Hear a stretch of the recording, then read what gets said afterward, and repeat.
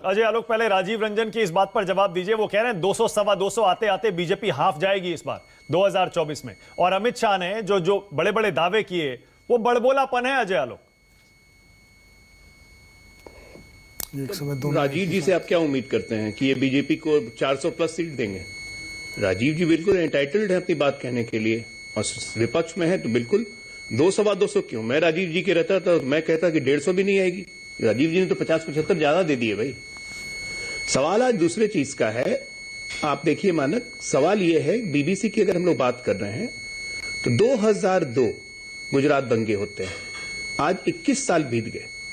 21 साल बाद किसी महान व्यक्ति के दिमाग में आता है कि नरेंद्र मोदी जो भारत के प्रधानमंत्री हैं 9 साल से, उन पे 2002 की एक डॉक्यूमेंट्री करके भेजी जाए, जबकि 2012 में supreme court of India Narendra Modi को क्लीन चिट दे चुका होता है। तो ये डॉक्यूमेंट्री देख के किसी के, इस डॉक्यूमेंट्री को सेलिब्रेट कौन करता है? इस डॉक्यूमेंट्री को सेलिब्रेट करती है तमाम विपक्ष, तमाम left parties, universities, JNU, Jamia, यहां पे सेलिब्रेट होती है डॉक्यूमेंट्री कि नहीं हम देखेंगे ही साहब। तो आप ये सोचिए कि ये नफरत कितनी ज्यादा है। एक देश के प्रधानमंत्री जो 9 साल से प्रधानमंत्री है, जो देश की गरिमा है, जो देश को रिप्रेजेंट करता है, उसको एक विदेशी मीडिया उसको महामंडित नहीं, उसको महाखंडित करने का प्रयास करती है, जो कि एक तरह से देश का अपमान है। वो नहीं ध्यान रहता है। लेकिन मोदी पे डॉक्यूमेंट्री है तो हम देखेंगे कैसे नहीं? मीडिया की स्वतंत्रता की आवाज आ जाती है। इस देश में पिछले 4 साल से विदेशी मीडिया पे बड़ी चर्चा होती है, बड़ी खबरें आती हैं। न्यूयॉर्क टाइम्स कुछ लिख देगा, न्यूयॉर्क टाइम्स ने ये लिखा। ग्लोबल टाइम्स चाइना से कुछ लिखेगा, ग्लोबल टाइम्स चाइना ने लिखा। मतलब आपकी विश्वसनीयता इसी पर है। आज मुझे जरा बताएं, हमारे साथ वरिष्ठ पत्रकार बैठे हुए हैं, मेरे से बहुत ज्यादा एक्सपीरियंस है, विनोद जी, और इनको वर्ल्ड अफेयर्स के बारे में बहुत नॉलेज है। विनोद जी, आप ही बताइएगा अपने वक्तव्य में कि एक राष्ट्र बता दीजिए जहां का मुख्य विपक्षी दल अपने शत्रु राष्ट्र के पास जाके कहता है कि हमें मोदी को हटाना है, हमारी मदद कीजिए। यह इसी देश में होता है। एक राष्ट्र बता दीजिए जहां का मुख्य विपक्षी दल विदेश में जाके प्रेस कॉन्फ्रेंस करता है कि मोदी के हालत में देश में बड़ी गंभीर स्थिति है। एक राष्ट्र भारत के अलावा। अजय आलोक, एक आप सोचिए कि विदेशी राजनीति का स्तर कहां जा रहा है? आपने जो कहा ना, मैं विदेशी मीडिया में एक 10 सेकंड में खत्म कर लूं तो उसको सेलिब्रेट किया जाता है। भाई मैं 10 सेकंड और लूंगा। हाँ, करिए। मैं 10 सेकंड और लूंगा। दूसरा प्रश्न सीधा सीधी कांग्रेस से, मेरा सीधा सीधी एक प्रश्न कांग्रेस से है जो कि सवाल खड़े करता है। देखिए, चाइना एम्बेसी से मिलना, चाइना से राजीव गांधी को फाउंडेशन पैसे मिलना, ये सब पुरानी बातें होंगी, छोड़ दीजिए। इस पर समय व्यर्थ करने की जरूरत नहीं है, तो प्रूवन हो गया है। इसीलिए उनका एफआरसीए का लाइसेंस भी कैंसिल कर दिया। जेरेमी कॉर्बिन है एक सांसद लेबर पार्टी के, और इमरान हसन है एक सांसद लेबर पार्टी के। पिछले 15 वर्षों से ट्रैक रिकॉर्ड है कि जम्मू कश्मीर मामले पे लगातार एंटी इंडिया काम करते रहे, मोदी के आने के पहले से, 2014 के पहले से। ये दोनों सांसद मैं नाम लेके कह रहा हूं और ऑन रिकॉर्ड कह रहा हूं, जेरेमी कॉर्बिन, इमरान हसन। 15 साल से ये पंजाब खालिस्तान मूवमेंट को सपोर्ट करते हैं लंदन में बैठ के, ये जम्मू कश्मीर पर ट्वीट करते हैं। मोदी के आने के बाद इन्होंने लगातार हिंदूवादी फौज की लाइन लगा दी। ये वही सांसद हैं जिन्होंने 2014 में गार्जियन में अपने आर्टिकल में लिखा कि पहली बार हिंदुस्तान ब्रिटिश के क्लचेस से बाहर निकल रहा है। नहीं तो आज तक तो ब्रिटिश के क्लचेस में था। एक सही मायनों में हिंदुस्तान की सरकार बनने जा रही है, पता नहीं हमारे रिश्ते कैसे रहेंगे।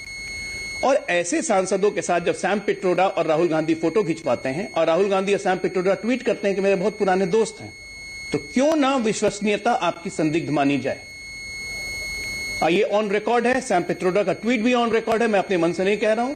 ये फोटो भी ऑल इंडिया ओवरसीज कांग्रेस ने छापी थी जेरेमी कॉर्बिन के साथ 2022। अजय आलोक, एक छोटा सा सवाल, उसके बाद विनोद जी को दूंगा। जो आपने कहा है उस पर, आपने कहा विदेशी मीडिया में कुछ छपता है तो सरकार विरोधी जो लोग हैं वो उसको उठाकर बहुत सेलिब्रेट करने लगते हैं। अरे विदेशी मीडिया में भाई तारीफ भी बहुत छपती है, ऐसा नहीं है कि सिर्फ एक ही तरफ का चलता है। तारीफ छपती है तब सरकार के समर्थक उसको सेलिब्रेट करते हैं, उसको दिखाते हैं, ये देखिए दुनिया भर में तारीफ हो रही है। और एक पार्टी का नहीं, हर पार्टी, कोई भी सरकार हो, कोई भी रूलिंग पार्टी हो, उसकी तारीफ में कहीं भी दुनिया में कुछ छपता है तो वो उसको दिखाती है और उसको हक है पूरा। इसमें क्या दिक्कत है? तो विदेशी मीडिया में आप पिक एंड चूज नहीं कर सकते। मुझे कोई दिक्कत नहीं है। विदेशी मीडिया में अपने फोटो छपवाने के लिए स्पॉन्सरशिप कौन देता है वो भी हमें पता है, आपको भी पता है। Let's not get into that. Point यहां ये नहीं, विदेशी मीडिया में कुछ अच्छा छपता है तो यहां पे कोई ढोल ताशे या नगाड़े बजाने नहीं लगते, प्रेस कॉन्फ्रेंसेस नहीं होने लगती हैं। ये छाप दिया, ये लिख दिया, वो लिख दिया। विदेशी मीडिया में तो मोदी जी की तस्वीर हमेशा अच्छी अच्छी छपती है। द हिंदू अवतार, द राइट विंग। 14 के बाद तो इंडिया को लोगों ने राइट विंग गवर्नमेंट ही कहना शुरू कर दिया, चाहे वो हमारे मित्र देश आप वन साइडेड बता रहे हैं।